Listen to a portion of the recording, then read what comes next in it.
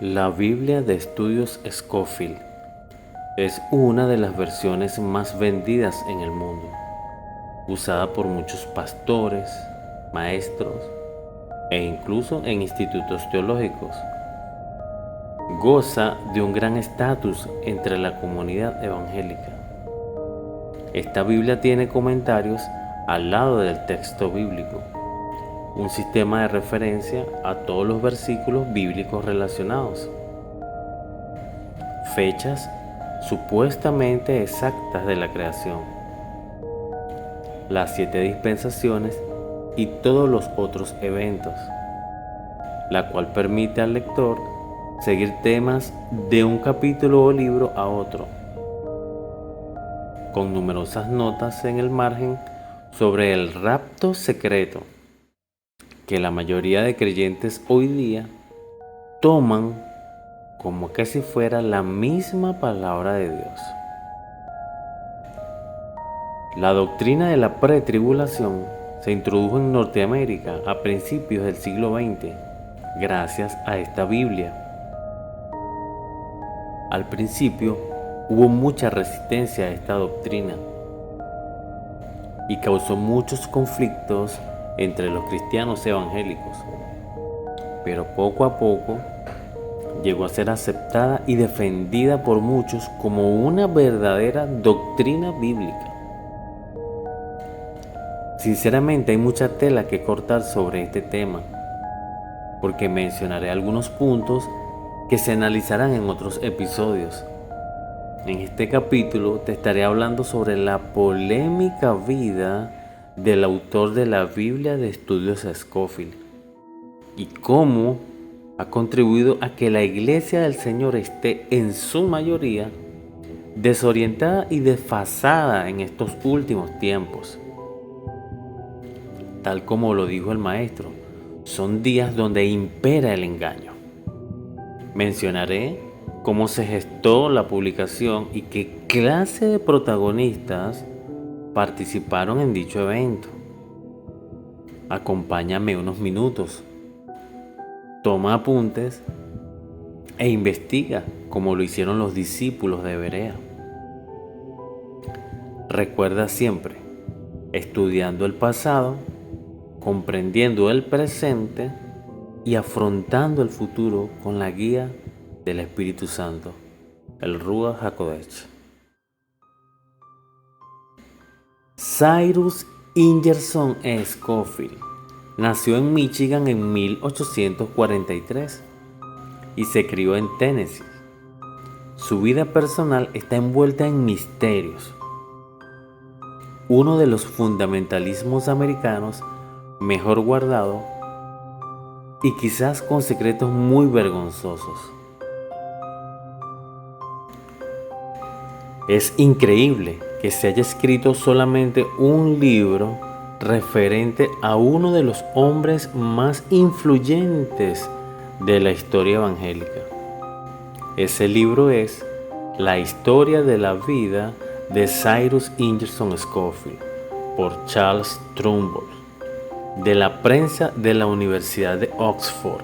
Y ojo con esta gente de Oxford que más adelante les comentaré.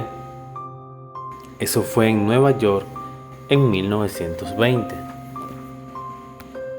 Por allá en 1942, el fallecido Arnold Gaebelein escribía mensualmente una serie de artículos para la revista Moody, titulada La historia de la Biblia de referencia de Scofield. Y en el año 60, William Bevier, un estudiante en maestría en la Universidad Metodista del Sudeste, completó su tesis titulada Un bosquejo biográfico de Cyrus Scofield. Este no ha sido publicado, pero se puede encontrar en algunas bibliotecas de los colegios evangélicos y contiene información importante. Hasta el año 1984 eran las únicas fuentes ofrecidas por evangélicos sobre la vida y credenciales de su más prominente maestro bíblico, quien con sus anotaciones influenció a la iglesia hasta el día de hoy. En el año 1984, Joseph N. Canfield comenzó una exhaustiva investigación para editar su libro titulado El increíble Scofield, recopilando información de numerosas fuentes gubernamentales, instituciones legales e incluso fuentes familiares. Scofield fue un charlatán, un criminal convicto y un pícaro. El hecho de que sea célebre por producir una versión peligrosa de la Biblia, un éxito de ventas que con notas dispensacionalistas, es un testimonio de cuán engañados pueden estar los cristianos. Sin duda, es importante saber la verdad sobre este fraude.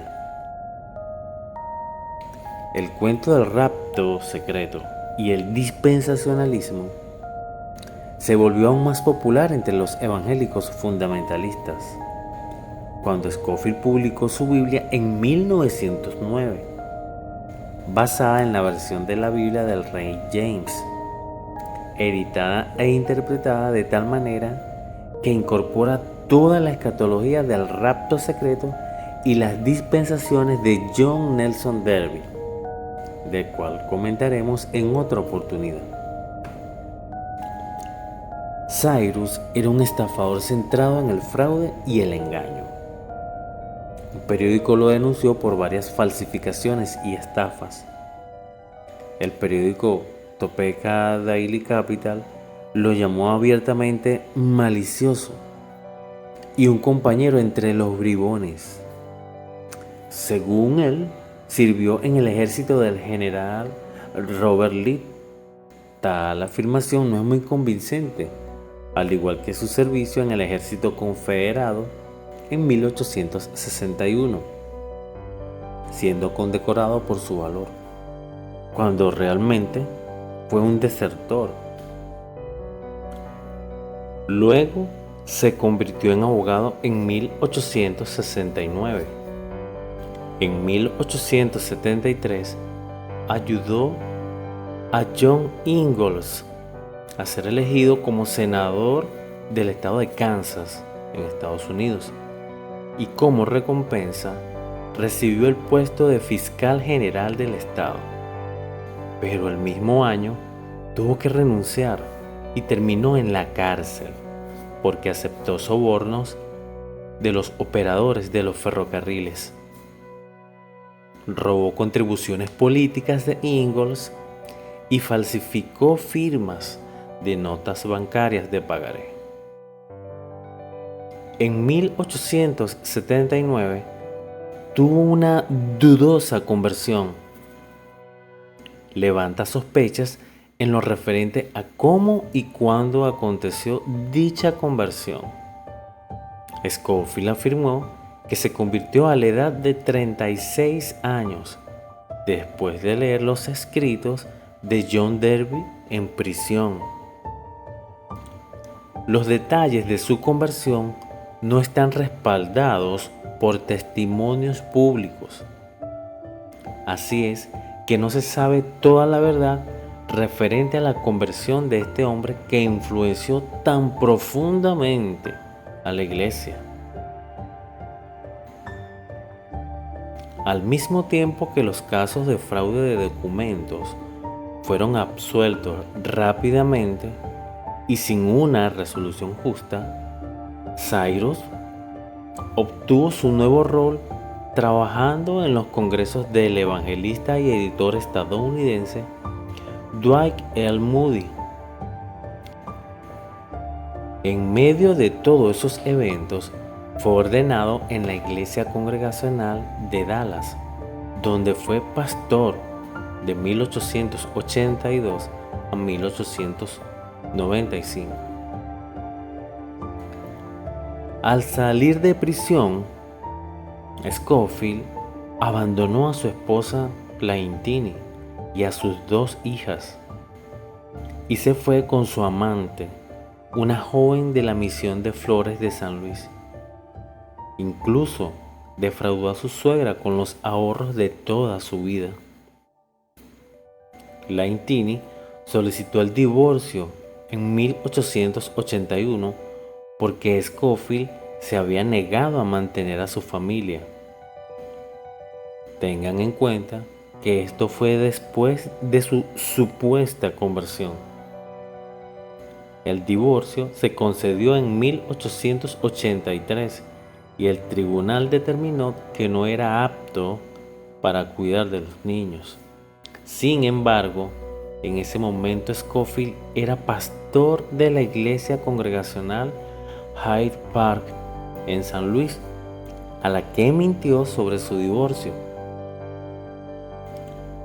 El mismo año del divorcio, contrajo matrimonio con Hyde Hall Van Worth y empezó a llamarse el reverendo Cyrus Ingerson Scofield, doctor en divinidad. Pero numerosas investigaciones no han podido encontrar ningún dato o archivo que conste que recibió su licenciatura de doctor en divinidad. En 1888, Scofield asistió a la Conferencia Bíblica de Niágara, donde conoció al misionero pionero en China, Hudson Taylor. El enfoque de Taylor hacia las misiones cristianas influyó en Scofield para fundar la Misión Centroamericana, con una sede mayor en Guatemala en 1890. También se desempeñó como superintendente de la Sociedad Misionera Nacional Estadounidense de Texas y Luisiana.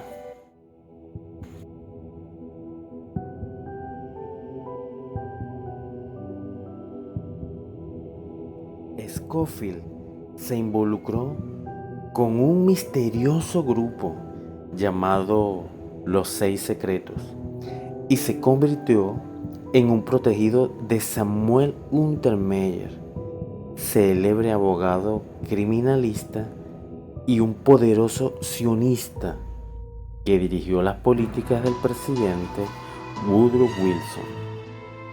Con la ayuda de sus amigos de la élite global en Nueva York, Scofield se instaló en el prestigioso Club Lotus, catalogado como su residencia durante los siguientes 20 años.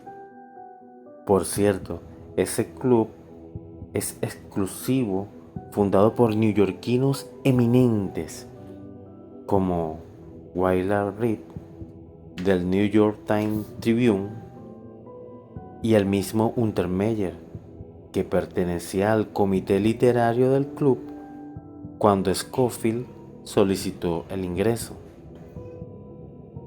El objetivo del club era promover relaciones sociales entre periodistas, artistas y miembros del mundo musical y el arte dramático, representantes, aficionados y amigos de la literatura, la ciencia y las bellas artes.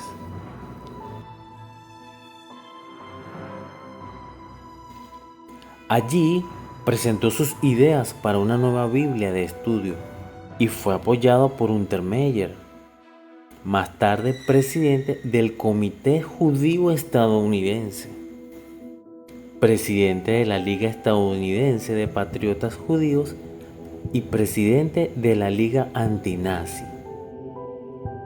Untermeyer presentó a Scofield a numerosos líderes sionistas y socialistas, entre ellos a Samuel Gonspert, Florencio LaGuardia, Abraham Strauss, Bernard Baruch y a la gente de los Rothschild, Jacob Schiff. Interesante. Estos financiaron sus viajes a Oxford, Inglaterra, y organizaron la publicación y distribución de su Biblia. Nada más y nada menos. Untermeyer estaba dominado por el deseo de lograr que los cristianos apoyaran la causa sionista y declaró que los judíos eran los aristócratas del mundo. Scofield fue su mejor estrategia. Las ventas de la Biblia de Scofield fueron espectaculares y sus regalías de derecho de autor tan enormes que no sabía qué hacer con tanto dinero, estableciendo así esta doctrina falsa dentro de los colegios bíblicos y en las numerosas denominaciones evangélicas en Estados Unidos. Al principio del siglo XX fue cuando ocurrió este desastre doctrinal.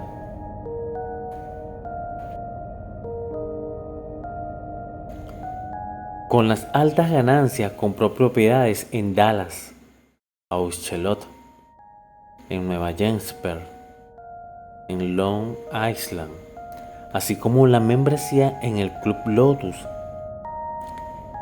El francmasón de grado 33, George Bannerman Daly, dueño del periódico Dallas Morning News y miembro de la iglesia de Scofield, lo financiaba y lo apoyaba sin cuestionarlo.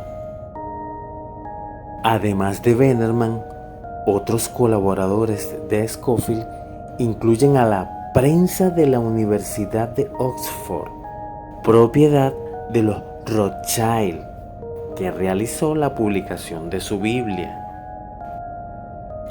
El sionista William Blackstone, quien publicó sus enseñanzas con la ayuda del Instituto Bíblico Moody, y el barón petrolero Lyman Stewart. Todos estos permanecieron lo más ocultos posible. Una de las actividades más sospechosas de Scofield durante la producción de su Biblia fue la visita a Londres, en Inglaterra, para conocer y consultar con Brooke Fast Westcott y Fenton John Anthony Hort, dos ingleses ocultistas y expertos polémicos, quienes fundaron varias organizaciones satánicas, por medio de la cual a menudo montaban sesiones para comunicarse con demonios. Westcott y Hort guiaron y aconsejaron a Scofield en cómo adaptar e incorporar el cuento del rapto secreto y el dispensacionalismo a su nueva Biblia. La decisión de Scofield de formar parte del Club Lotus consolida la sospecha de que alguien estaba dirigiendo su carrera para tenerlo fuera del camino de la fe y de la verdad. Scofield estaba preocupado en encontrar y relatar exactamente lo que la Biblia en sí tenía que decir en cualquier y en todos los aspectos. Pero hay omisiones.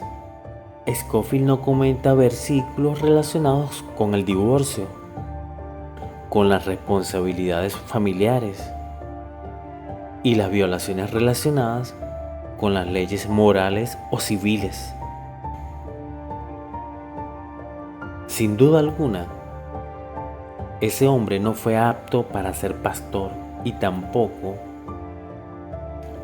para estar en una comunidad evangélica, porque sencillamente era un lobo disfrazado de oveja. No pudo ser un cristiano genuino. Fue un fraude y pecador durante toda su vida. Su Biblia de estudio, políticamente motivada, pagada por banqueros sionistas globalistas, se vendió por millones a feligreses crédulos y los confirmó en el engaño. Fue en gran parte por la influencia de las notas de Scofield que el dispensacionalismo creció entre los grupos religiosos fundamentalistas de los Estados Unidos y América Latina. Y hasta hoy, las notas de Scofield constituyen un modelo para los diferentes escritores religiosos, como Hal Lindsey, Tim LaHaye, entre varios otros populares predicadores del error. Luego de las dos guerras mundiales y los varios conflictos ocurridos y que están ocurriendo actualmente, en este 2023 ya finalizando, las conjeturas dispensacionalistas, el concepto pretribulacional y el rapto secreto se han elevado al plano casi profético. Y a nivel popular, mucha gente ha llegado a considerar el sistema dispensacionalista de Scofield como una escatología justificada. Lamentablemente, muchos creyentes creen que estarán en el paraíso mientras en la tierra se desarrolla la gran tribulación como jamás ha existido. Este también será otro tema que tocaremos más adelante. Estudiando la Biblia con humildad de corazón, no defendiendo puntos de vista particulares, sino los mismos puntos de vista de las Escrituras y dejando que la misma Biblia sea su intérprete, podremos darnos cuenta que no existe un rapto oculto donde los creyentes en Jesús se van en las nubes antes de la gran tribulación. Esos falsos maestros se acercan a la Biblia con teorías parciales y con postulados vacíos que han aprendido por allí y giran y enredan los textos para dar cabida a sus falsas enseñanzas. Como les dije, este tema lo estaremos analizando y tratando en otro episodio. Estimado amigo, hermano, creyente, pastor, discípulo y todo aquel que haya tomado de su tiempo para ver este video, te recuerdo estas palabras del apóstol Pedro en su carta. Segunda carta de Pedro, capítulo 2, versículos del 1 al 3. En el pasado hubo falsos profetas entre el pueblo de Dios, así como también los habrá entre ustedes, sin que ustedes se den cuenta. Ellos les darán falsas enseñanzas que los llevarán a ustedes a la condenación. Se atreverán incluso a negar al mismo Señor, que fue quien pagó el precio de su libertad. Pero al hacerlo, ellos mismos atraerán su rápida destrucción.